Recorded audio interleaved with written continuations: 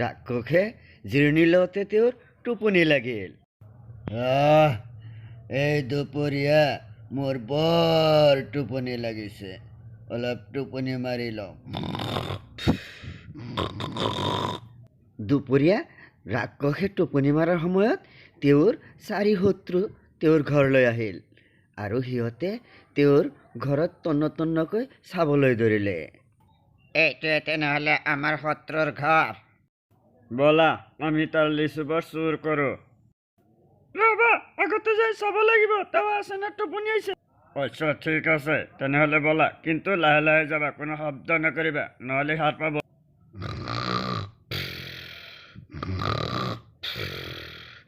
সিহঁতে দেখিলে যে ৰাক্ষসে বিভোৰ টোপনিত লালকাল হৈ পৰি আছে।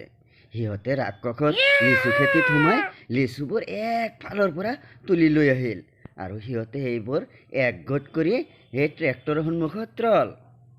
ঐ নেংচি চিঙা, শুন, আমি এই ষ্ট্ৰবেৰীবিলাক লৈ গুচি যাওঁ আৰু তই অলপ পিছত আৰু কেইটামান লিচু লৈ আহিবি। ঠিক আছে, তহঁতে যা, মই আহি আছোঁ। লগৰকেইটা গুচি যোৱাৰ পিছত লেংটি চিঙা আৰু কেইটামান লিচু একগোট কৰি আনি ভাবিলে, আমাৰ শত্ৰু ৰাক্ষসটোৱে ভালেই লিচু খেতি কৰিছে দেখিছোঁ।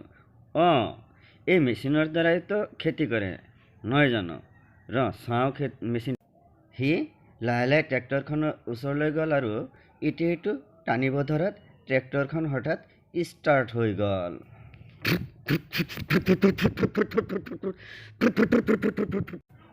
আৰে এইটো কি হ'ল?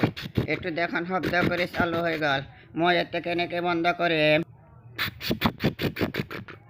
ট্ৰেক্টৰৰ শব্দ পাই ৰাক্ষসটো সাৰ পাই উঠি, কোন ৰে মোৰ ঘৰত প্ৰৱেশ কৰিছে? মই আহি আছোঁ। ৰাক্ষসটো ট্ৰেক্টৰ ফালে দৌৰি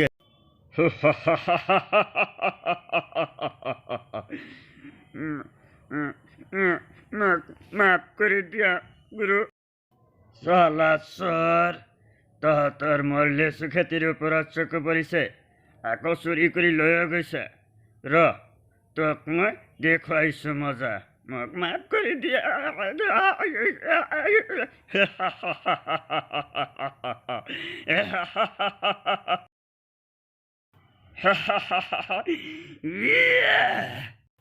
ৰাক্ষসী একেটানতে সেই চোৰটোৰ ডিঙি ছিঙি পেলালে। চোৰগুলো আমাৰ কতগুলো স্ট্ৰবেৰি চুৰি কৰে নিয়ে গেছে।